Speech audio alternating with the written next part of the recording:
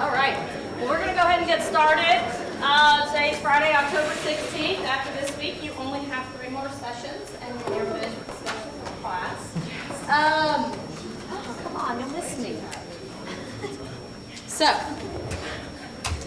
Okay, we're going to go through announcements. Today's session is an alumni panel. We have a few alumni here today to talk about their experiences and for you to ask questions. I know a lot of you have questions, so please take advantage of their expertise and knowledge, and then we'll wrap up and have our question of the day.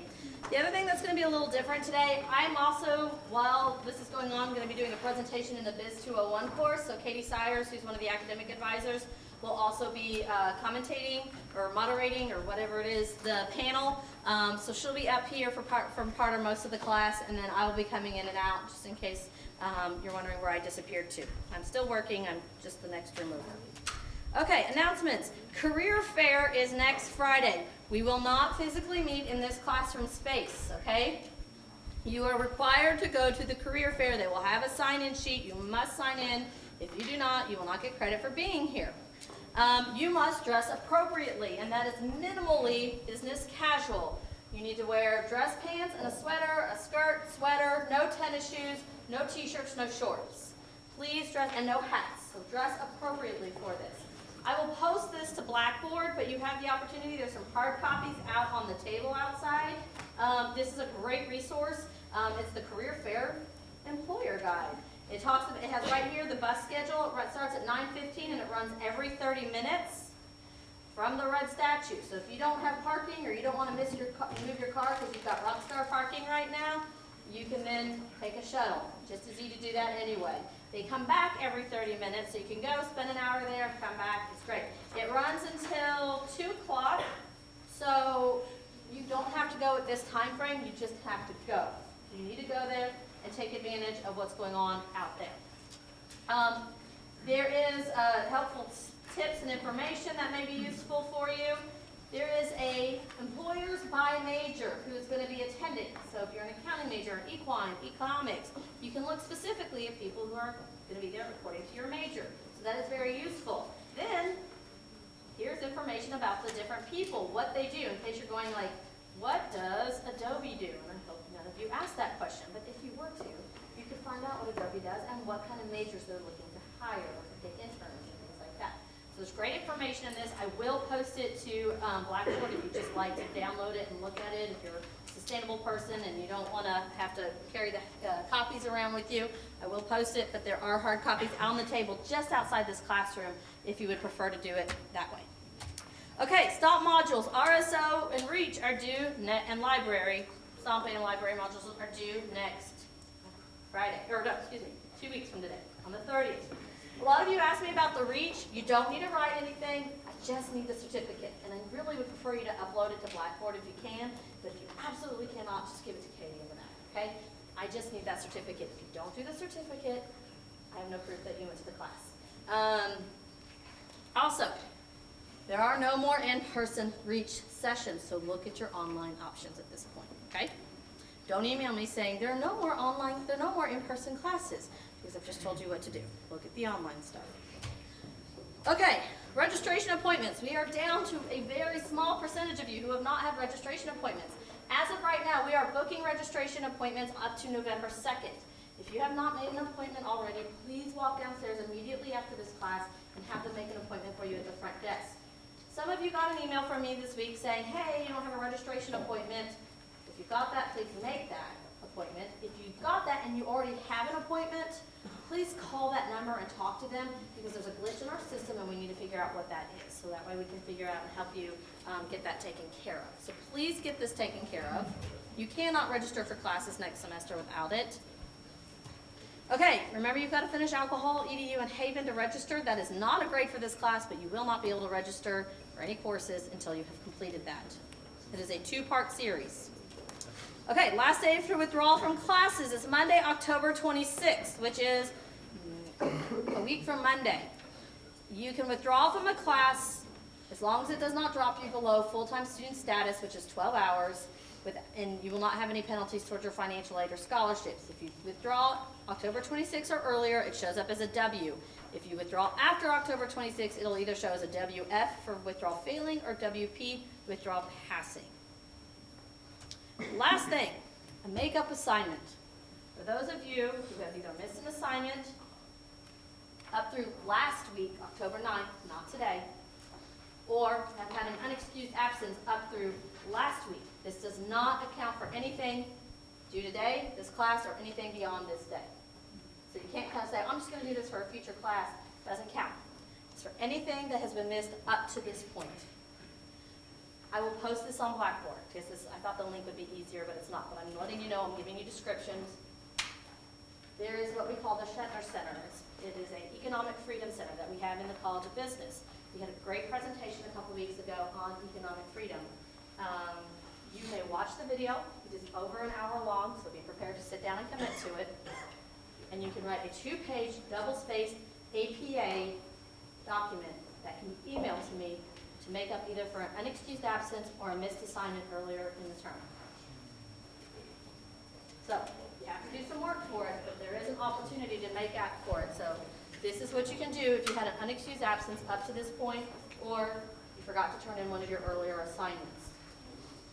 If you don't know APA, don't email me asking. Use your internet search functions, go to the Writing Center, use your friends who are English majors, find out about other resources, but it needs to be done APA style. I will tell you right away, if you send me a paper that says your name, the class, the date, and the title up in the upper left-hand corner, it is not APA style and it will not count. So learn how to make sure you're doing it correctly.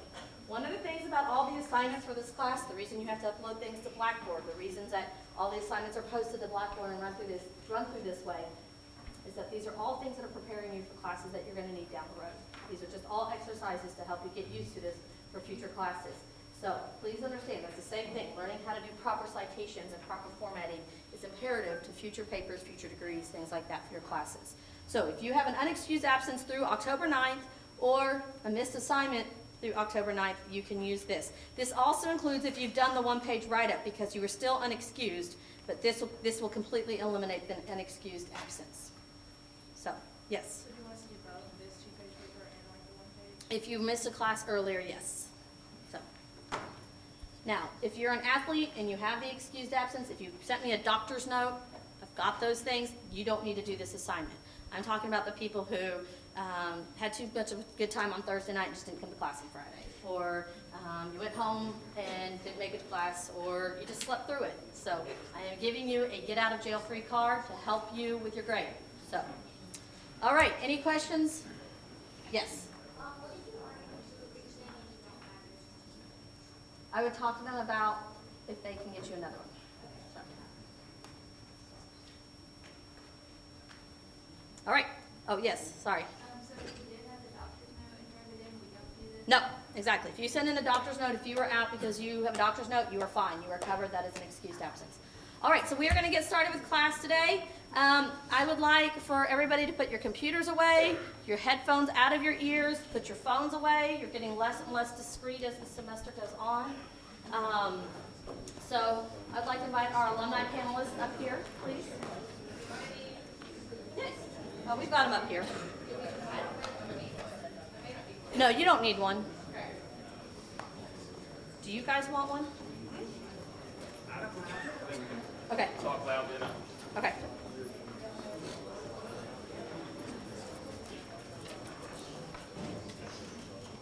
You need to be up here. Well, either way. Make sure everybody's been awake for this. Yeah. Just as a reminder, when you talk and whisper in class, especially for you males, your voice does carry and we do hear you. So when I'm looking at you and you've been talking to your friends, I do hear you. That's why I'm looking at you. That's one of the things everybody's like, why is she staring me down? Because I'm trying to look at you and not that you're talking. But please understand, when I see you constantly doing this down in class, I do see that you're texting. When I hear you talking, I do try to look at you in the hopes that it will help you stop. So I'd love for you to be respectful to our alumni day, because they've taken time out of their work schedules to be with us and participate, and they are a wealth of knowledge and information. So I'm going to get started. Thank you. Okay, hello everyone. Again, I'm Katie Sire. Some of you all may have already had an advising appointment with me. Good to see you again. Okay, so first of all, we're gonna go down the line, and I will let all of the alumni introduce themselves, give a little background on your role, education-wise, what you do, majors, minors, kind of just go down the line, okay? I'm Sabrina Wines. I graduated last year, May of 2014. I was a marketing major, management minor, and I worked for Metro Parks as an admin assistant to assistant director. My name's Sean Sires. I graduated undergrad in 2007 with a finance degree, went right into my MBA, and graduated from that in 2009. I currently work at Todd Asset Management, which is just a local money manager. We basically invest money for large corporations that are setting aside money for their employee retirement systems and stuff like that. My name is Sean Maloney. I graduated last May 2014, with a finance degree. I minored in marketing and international business. I currently work at Brown Home Corporation. It's a wine and spirits company based in Louisville. So if you've heard of Jack Daniels, what you consider, that's kind of what they do. So I work in the accounting team. So yeah. Okay. That's not a question. Okay. So I guess go back to whenever you all were in undergrad, and kind of give some input on what you all took advantage of, like some involvement, leadership across campus, internships, for example, co-ops, and kind of elaborate on those areas of undergrad.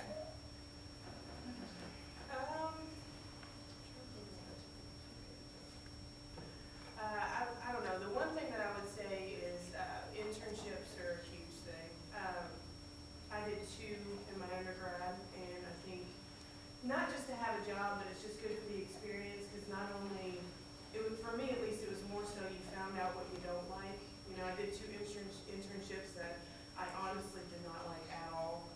And it kind of, whenever I graduated, it could steer you into a career that you're like, okay, I know I don't want to do that. I like these aspects of internships.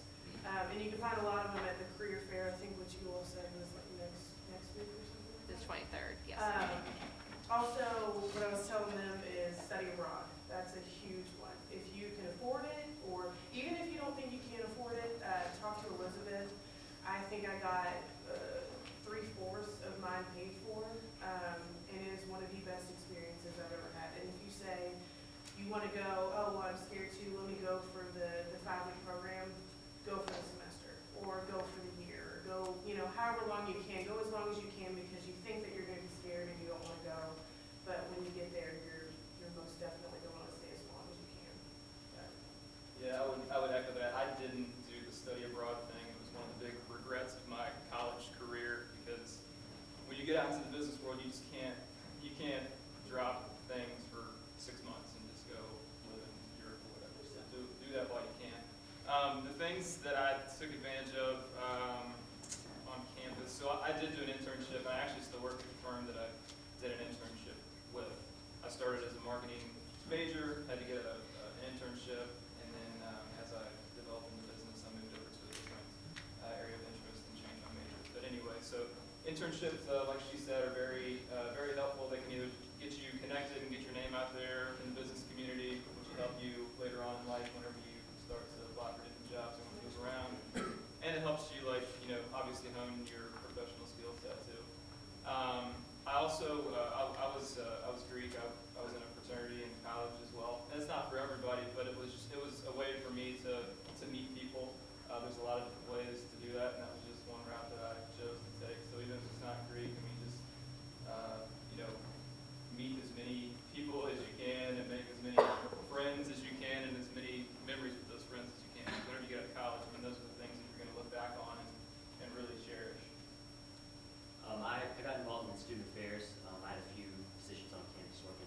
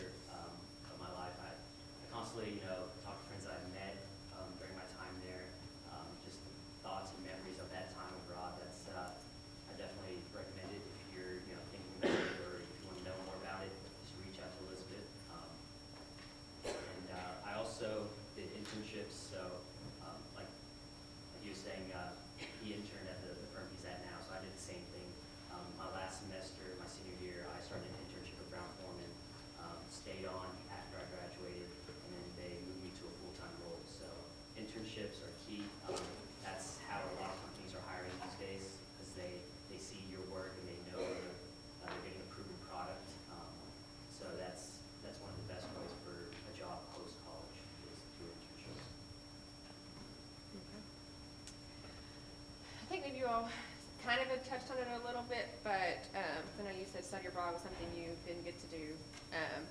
Is there anything else that you all wish you would have done in undergrad that you did not do? I would say a lot of the stuff that you're talking about now, as far as like reach and a lot of the clubs and teams they have around here, I think I regret most not joining any of those, or at least joining and sticking with any of those. A lot of them will get you contacts that you can stick with whenever you graduate. You talk to somebody in one of the group meetings that you've had, and you'll still have their phone number. You can call them up and say, hey, what do you all have available? Or are there any internships open? It's just, that's the one thing I regret, is just if you can find something that you like or something that you're interested in, join that team, even if it's just for one semester, and you'd be surprised when you many opportunities I think that could come out of that.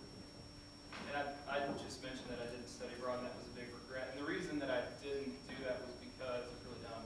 I was like afraid I was going to miss out on something like fun in college. Like, I don't even know, like, my friends are going to go get drunk in the weekend, I'm not going to be with them. You know, it's just really, really ignorant. So don't fall for that. I mean, there's plenty of experiences you can have back here, but that is one thing that, like I said, there's not a lot of times in your life you can actually move overseas for like 6 months or 5 weeks even, and you really should take advantage of it. And I guess the other thing, it's not necessarily a thing I didn't get to do, but like just get out of your comfort zone. Like I was really shy when I was a freshman and I was coming into college, and I just was really like timid and meeting new people and talking to new people, and people skills are one thing that really have a unique chance to like cultivate and hone in and really improve in college, because there's so many people and you're constantly interacting with others. And so don't be afraid to like get out of your comfort zone and do things that you may not have thought that you would do in college or in high school. Pardon me. I would say pretty similar is just getting more involved in clubs, different activities going in on campus. I thought at the time I was pretty busy with what I was doing for school, but it would have been cool to kind of get involved in the different clubs that we have. There are different sports clubs and just meeting new people, social clubs, things like that. So I would definitely say getting more involved.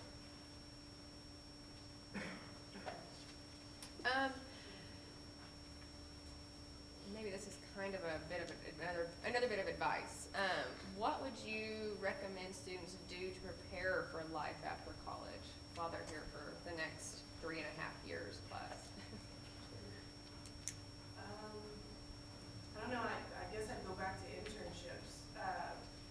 Even after I graduated, I had 2 internships while I was in my undergrad, and after I graduated, I had 3 other jobs within a year. And, that sounds bad, but it gave me that perspective, like, okay, this is what I like, this is what I don't like. I worked for a nonprofit, I worked for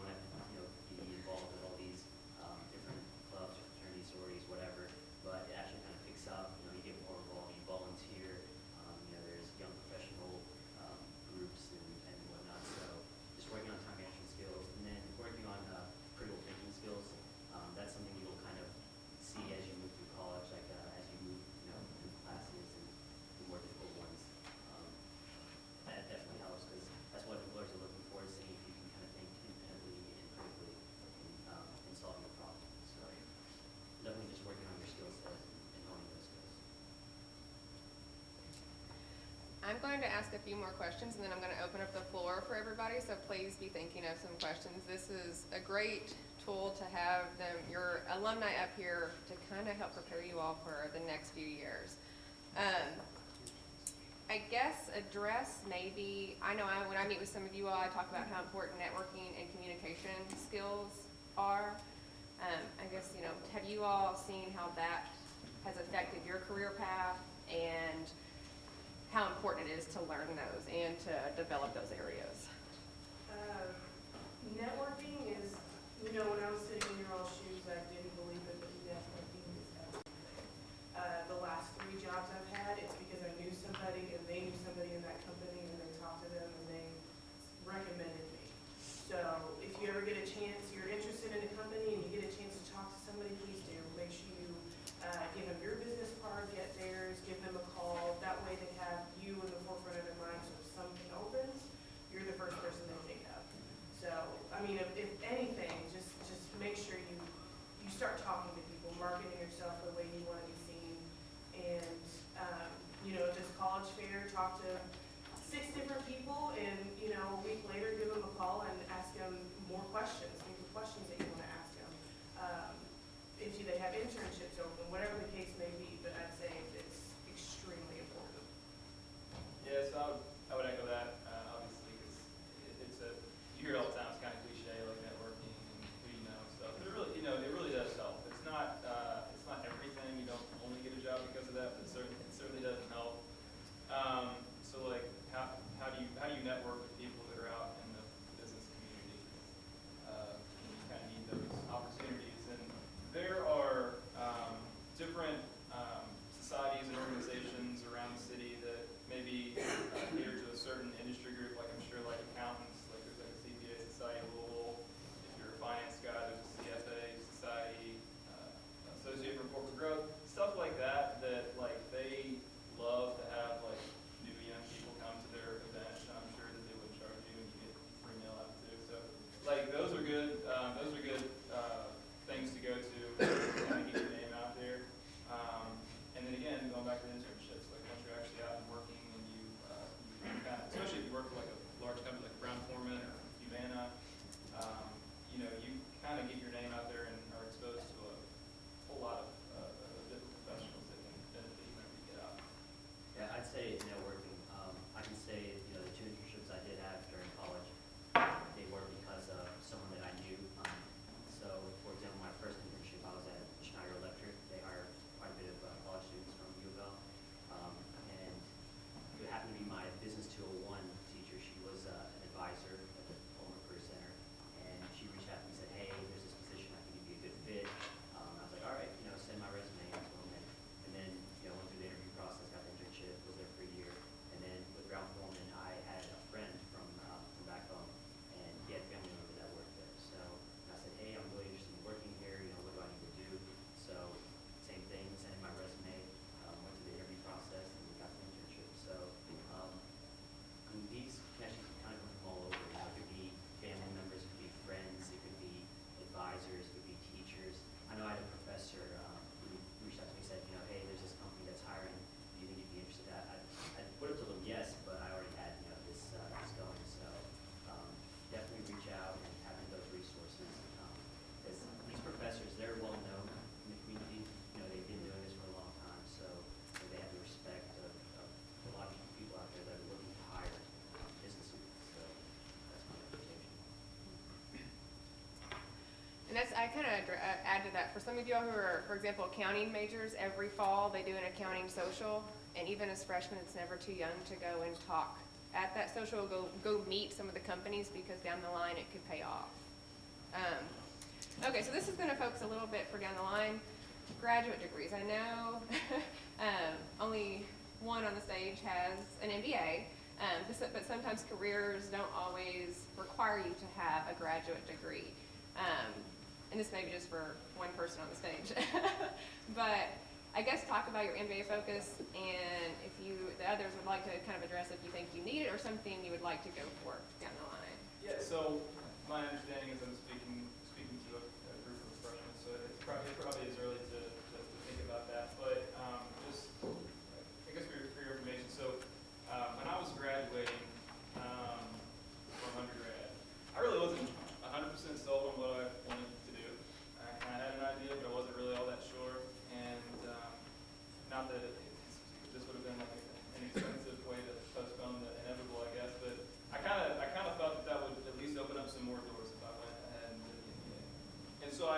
went straight in because I knew that if I took a year off or two, there's no way I would go back to school.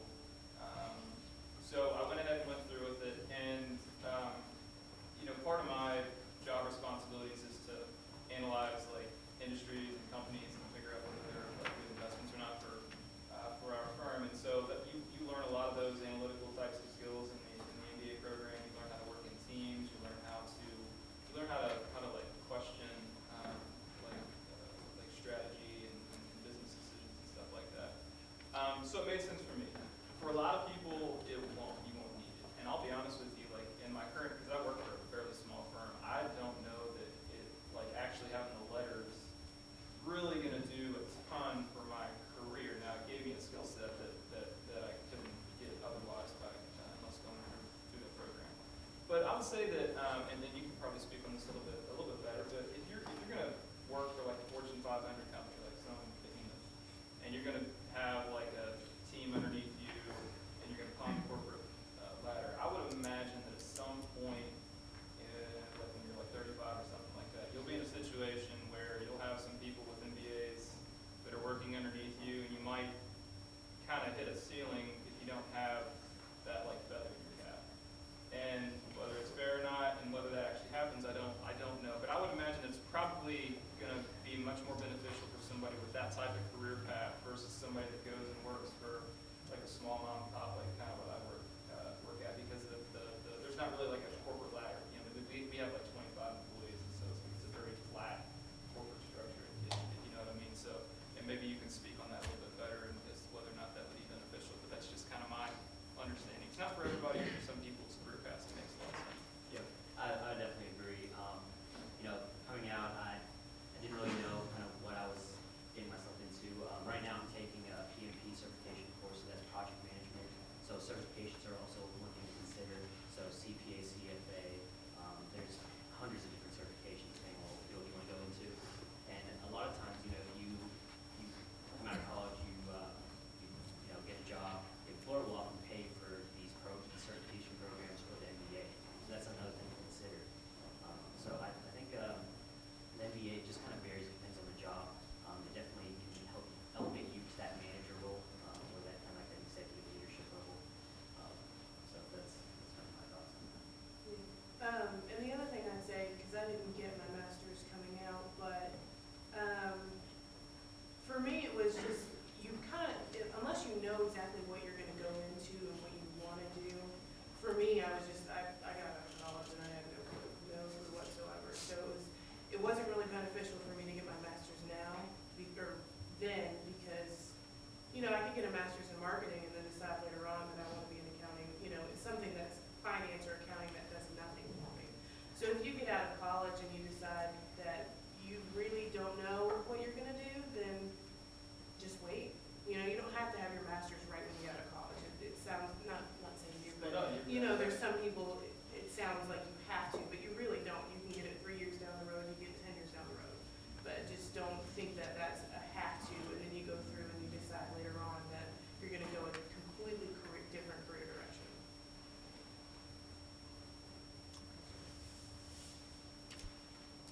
Did you like to elaborate on the CFA?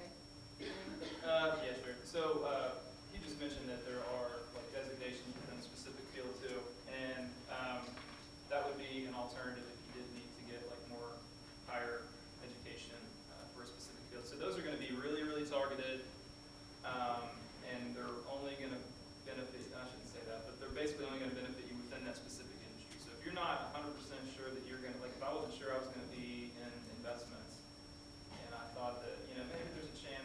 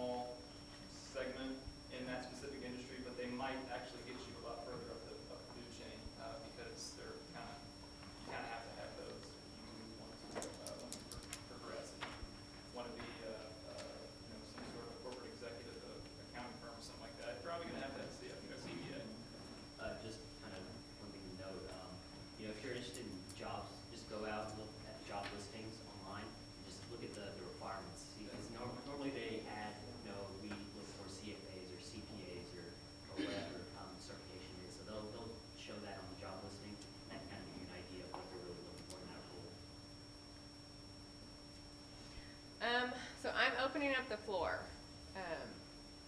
what questions, and do not be afraid to ask them, what questions, and just kind of start rolling with them. Yeah? My brother's an engineering student here, and he's interning, or he's doing a co-op in Lynchburg at Brown-Forman. I've been talking to him, and I know, like, he's, in the past semesters that he's done it, he kind of had to break through some ice, like, to meet people and really get people to start, like, using him as an intern instead of just giving him, like, paperwork to do and stuff like that. So how do you make the best of an internship so that you're not, wasting your time? Sure, yeah, so it kind of varies from internship to internship. I had two at Brown Forman. I was a tax intern, and then I was in BTG, which is payroll, accounts payable, accounts receivable. So I found that in the tax, there's only really so much you can kind of give someone that doesn't really have that knowledge. It's kind of more of showing you what happens, in that area. And then you just kind of have to be open with your manager, say, hey, I'm interested in this, and this, and they'll try their best to kind of give you that type of work. My second internship, they were really good about getting me involved, giving me tasks, including me on project work. So, we're dealing with an international project at that time, and I'm there kind of assisting, providing operations support. So it's kind of just varies internship to internship, but I'd definitely say, kind of talk to your manager and let them know what your career aspirations are, and then what your goals are for that role, that internship. Yeah, I would second that because, so when I started on my internship, it was a lot of like busy work, which I think you're kind of referring to. And chances are the first job that you get, if it's an internship, it's probably going to include some stuff that you really don't like. It's just the way it is. But if you are open with your boss and you display like a certain level of professionalism, and you let them know like what your aspirations are, and you are open with them, and even if you're kind of silly to say, but if you're like answering the phone or like filing papers, like just kick ass at answering the phone and filing papers. And I mean seriously, like you have to get their respect and like show them that you're like willing to put the work in, and they'll get that you're like an intelligent human being and actually have capabilities above where the little pesky stuff that they're asking you to do. But you just have to, gotta hang in there sometimes because you will do stuff that you hate, and I'm guessing that we've all probably done that. I know I certainly have. Mine was honestly just being nosy.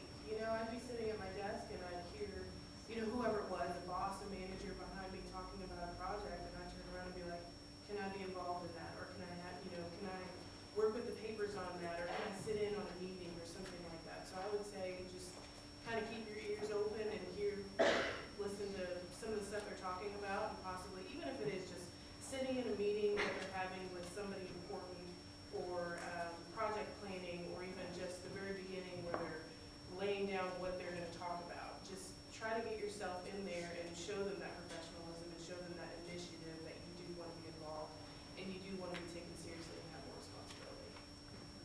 I agree with Sabrina on that companies people you work for aren't going to assume you want to be involved in this and you want to learn. So most of the time, if you ask, they see that you're eager and willing, and then you might be considered for a future project that they didn't think you'd be interested in. And that's things you can add to your resume. You had a question, I think? Did you raise your hand earlier? I did. Okay, what's your question? I'm gonna say. You're going to save it? Okay. For the grand finale? So, Sure. okay. Who else has questions? Come on, guys. Okay, I'll take them. Go ahead. Thank you. I appreciate it. This is a less serious question. I was gonna ask, do you have any stories that your least favorite classes or professors while you were here? Maybe not say professors. Oh, okay. I won't name a specific. I can't remember the professor's name anyway. But I started when I came in to college. I thought I was going to go to speed school. So I thought I wanted to do engineering. Then I found out that requires summer school. And I thought maybe speed school's not for me.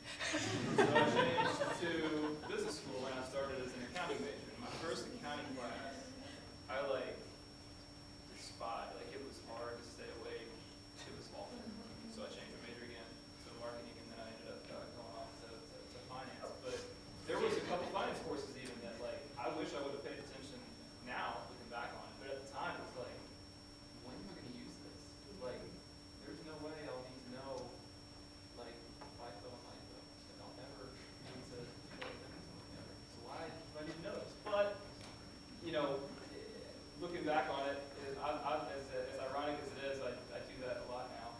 So I'm kicking myself whenever I think about these classes that I would have paid attention to at the time. I've been a lot better off. But so yeah, I'm not going to name a specific professor, but for me, it was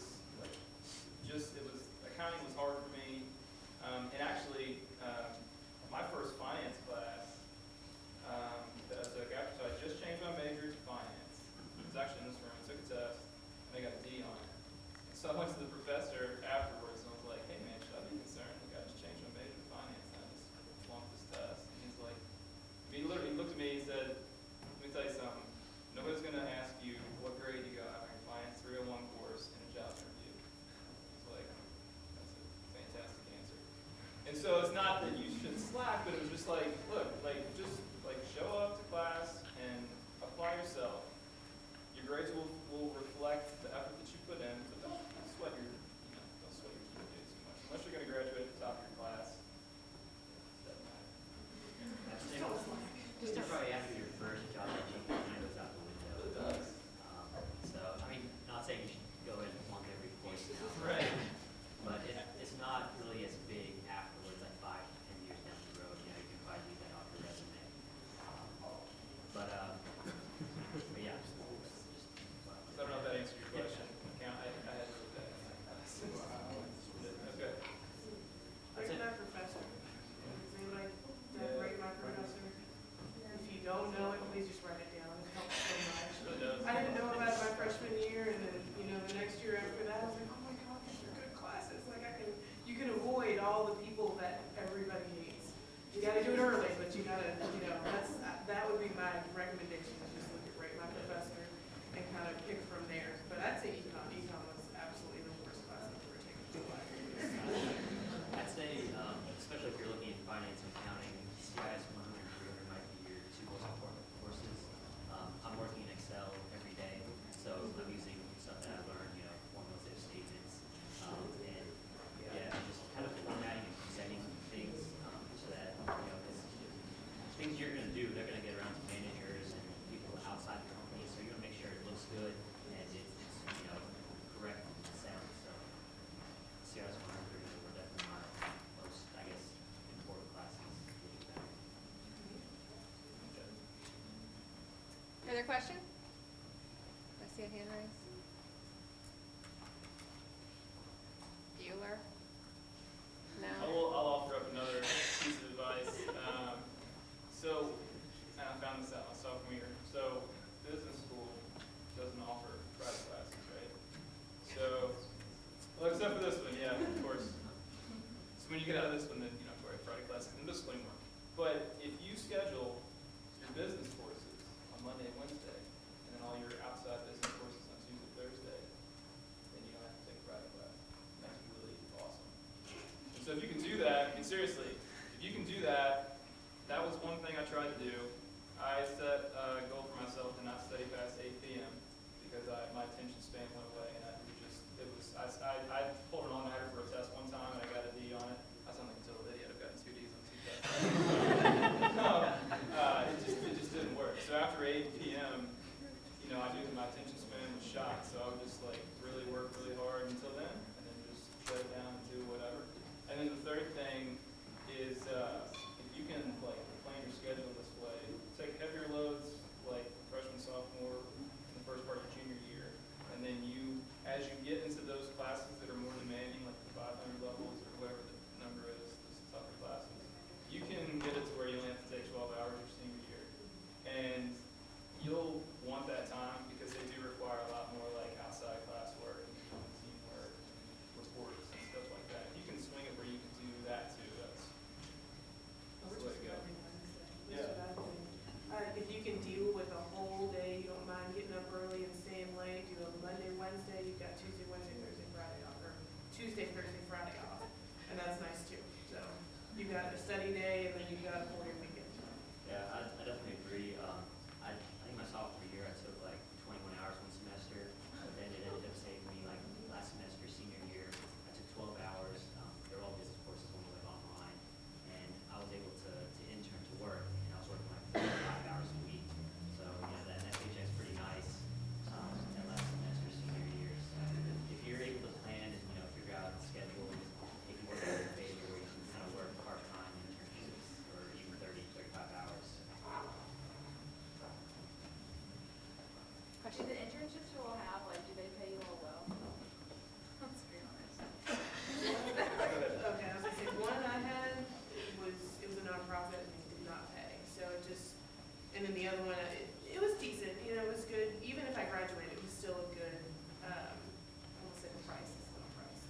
It's still a good wage, but it all depends on what you want to get out of it. So there's some that you might not get paid, but you might get a really, really good amount of information and network with a good amount of people.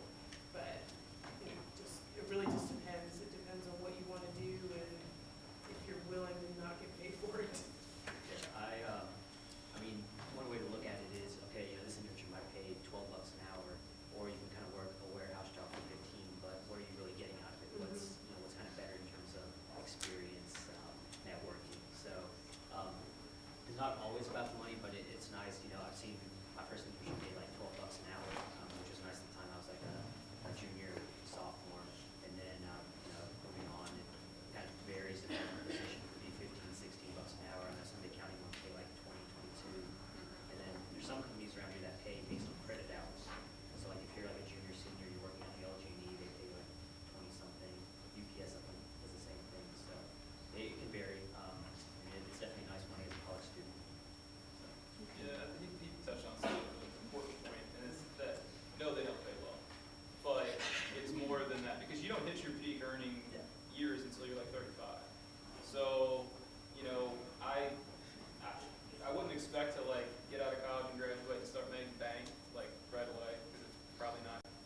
It'll happen for some people, but the majority of us, including myself, it doesn't work that way.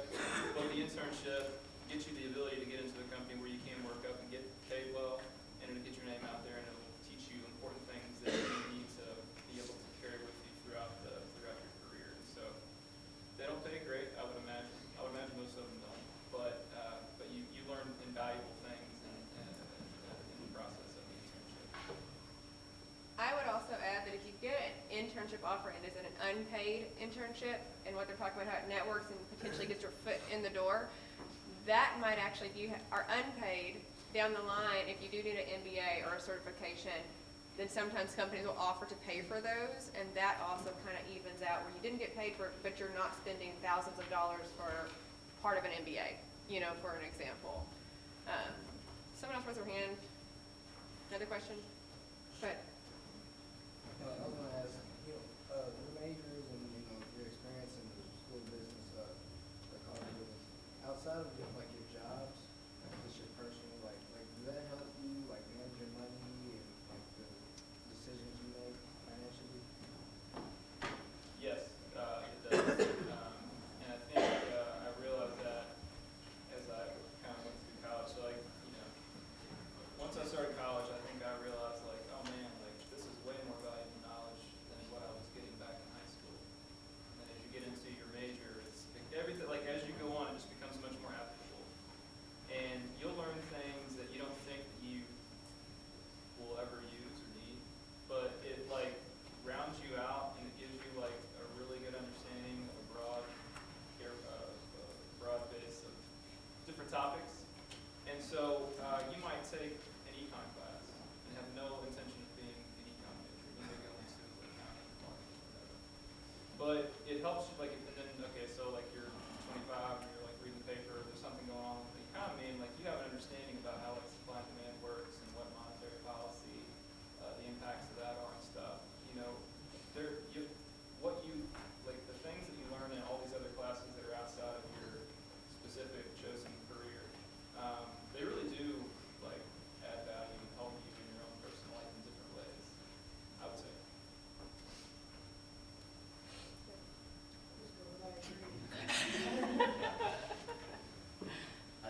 One class I took was personal finance, and that kind of goes over kind of basic stuff like stock market.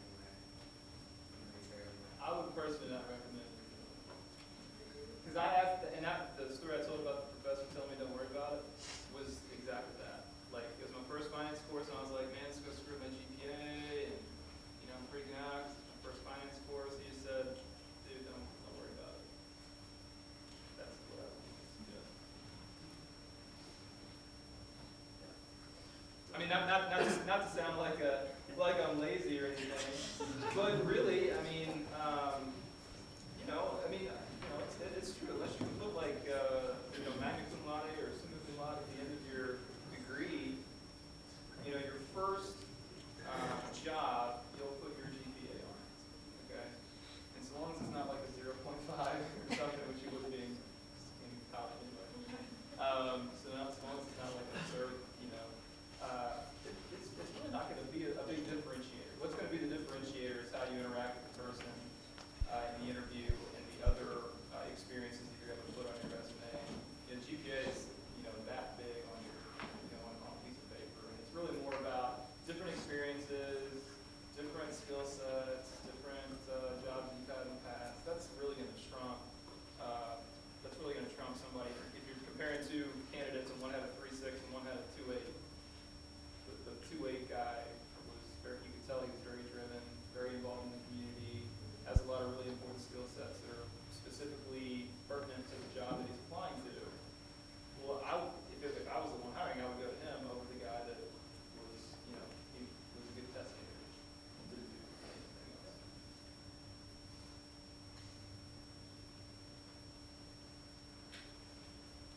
Just to add, like sometimes what I've found is it's not what you know, it's who you know. So that's where kind of networking comes in. So just something to think about. And with repeating a course, I also add if you are able to repeat a course 4 times and have the grade withdrawn from your transcript here at U of L. So sometimes I've seen students that if it's like Econ 201 and you're an Econ major and you need it for your Econ GPA, but you can get to your prerequisites by taking it and passing the class, they will save one of their repeats. And down the line, if they want to boost that GPA, they might go back and retake it. But other than that, it's something you don't have to do right then, right off the bat. So that's sometimes to keep in mind.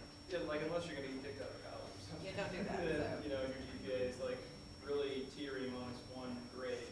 And plus, as you go on, your GPA is going to get a lot stickier because you're a freshman now, so every grade is like really will tweak your GPA. But as you become sophomores and juniors and stuff, the impact's going to be much less because you already have a track record of previous grades and everything. And one thing I think employers do look at is they'll look at your transcript and they'll try to see if they see a trend where maybe you were like a BC student early on, but you kind of improve and become that AB student. They'll take that into account and say, wow, he really improved himself over the course of his 4 years of college. Because college is an adjustment for a lot of people as far as like the workload you're taking on. It's a lot different from high school. It's a lot different from high school I went to. And the whole time management thing, it takes you a little time to like get your feet underneath you. Once you do, then it gets easier and you probably will improve. Now the facts get harder too, so you're a little leveling aspect there. But so I think you can take that into consideration, or at least you can speak to it. Questions? Come on, guys.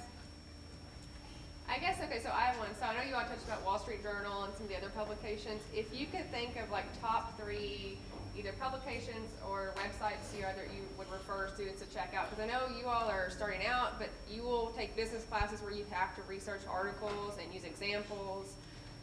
Are there any other publications you would recommend to students that, other than the Wall Street Journal, for example?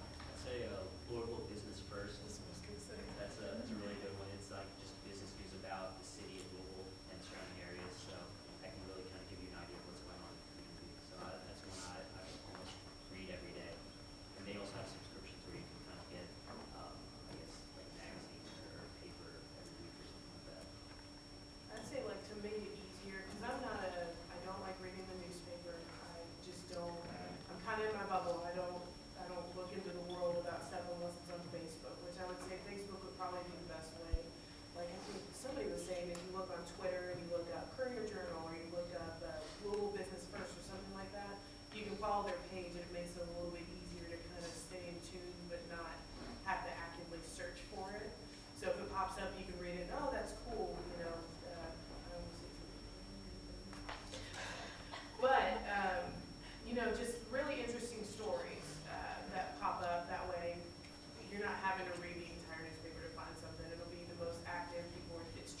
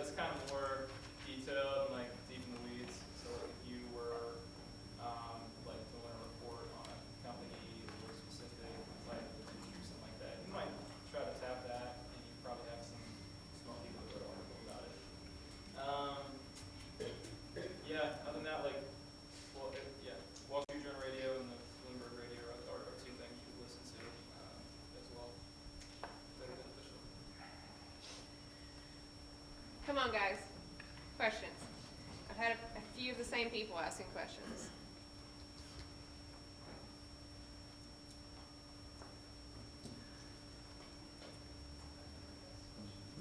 You never, I know.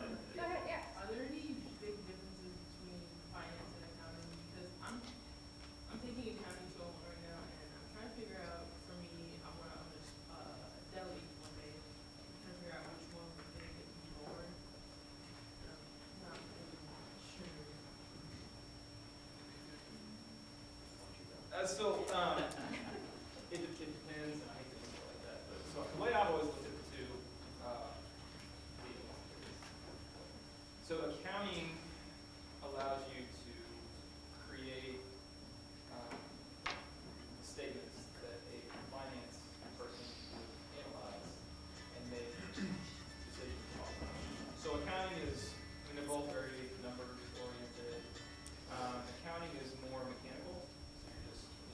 A transaction happens, you figure out what goes on the income statement, the balance sheet, and stuff like that. And you need to, that's good to know.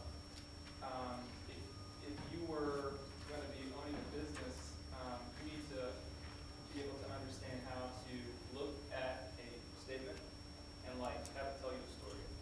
So like have it tell you like if you're losing money, like what's going on? Is it my revenues aren't up to snuff, or am I spending too much money here? Taking on too much debt, my interest, that's how I would differentiate the two. Finance is more about analysis and figuring out what the statement's telling you, and accounting is more about building the actual statement itself. So would you recommend like finance major, accounting minor type thing, so maybe a little bit of both, or, because I don't know how it works. Technically get a little bit of both in the finance Finance, curriculum. okay. Yeah. I think the way I kind of look at it is accounting's like, kind of what's happened in the past, so you kind of just present that information. Finance, you're kind of building projections off of that data, or, kind of looking forward. So it's tough, if you're a finance person and you try to say, okay, I'm gonna need a CPA at some point in my business, to help me out, or if you're an accountant person, you're trying to say, yeah, I need a finance person to help me fix part. But, I think the finance curriculum does have both part, included. So it's, Full disclosure is coming to finance. Yeah. So, yeah, no box. yeah, so, that's how I differentiate. I think that's accurate. Yeah. Okay, so there's another question. I also plan on opening up my own business in the future, but as of right now, I'm an accounting and finance major, and I was kind of looking into financial analytics, but just wondering like how much would the accounting aspect of that go into play? So like, should you keep your accounting major? Is that kind of what you're asking? Yes. Yeah. I don't know. It's a tricky answer because it's about the value. If you're going to own your own business, it's really about the value that you're getting from the classes. Because you're not trying to impress any type of degree, right? You're going to own your own business, so you don't have to have different like benefits like that. So I would, and this is coming from a person with a finance degree, I would think that that will allow you to be more nimble and to understand what's going on with your business more so than an accounting degree. And I'm not trying to bash accounting. I know it's okay that I took an accounting class and I hated it, and now I'm telling you that finance is more applicable here. But that's really not. It's just it depends on your career path. For your case, I would say that in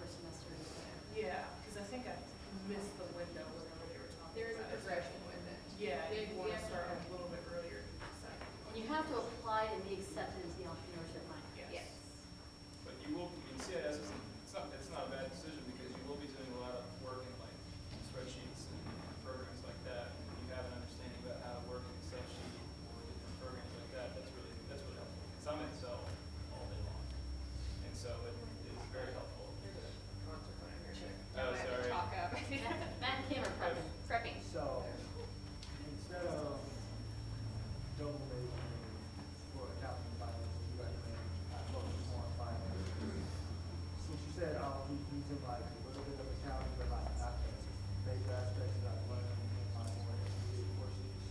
Maybe look towards minor grants, like go major finance and then like have several minors.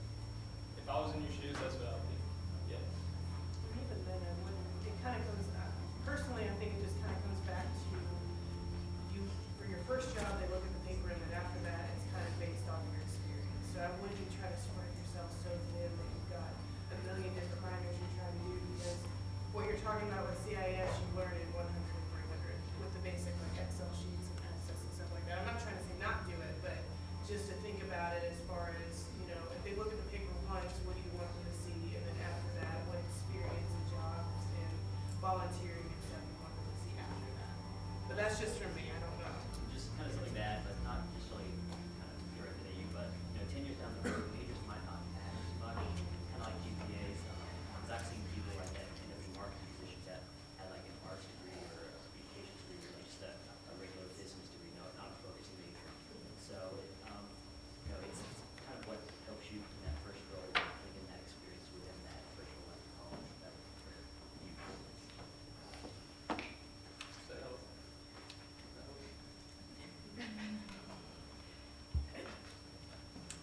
What other questions? Hand raise, or if it's a stretch? Maybe we should call on you for a question, I know. because we know you have them, because you'll email me and ask them later. It never fails. FYI, we always address networking, and I always say it's never too soon to start networking. You have alumni on stage who you can network with. It may not be a bad thing to say, hey, I'm a finance major, hey, I'm marketing, give a business card. Yeah, so Pointer. we'll hang around after class if I never asked questions in class too, so that's cool. If y'all want to come up and like talk to us or whatever, like one-on-one, then I'll hang out for a bit. If you guys got any questions individually, I'm happy to answer. Okay, to answer a couple quick questions, I guess Katie got in the back. The stop modules are pass-fail, but you have to get a 70% to consider pass. 70 or 75, whatever's in the syllabus, okay? So a lot of people are thinking like each one is a grade. No, the completion of the entire stop module series, the library module series, those are passing as long as you meet the minimum percentage as noted in your syllabus.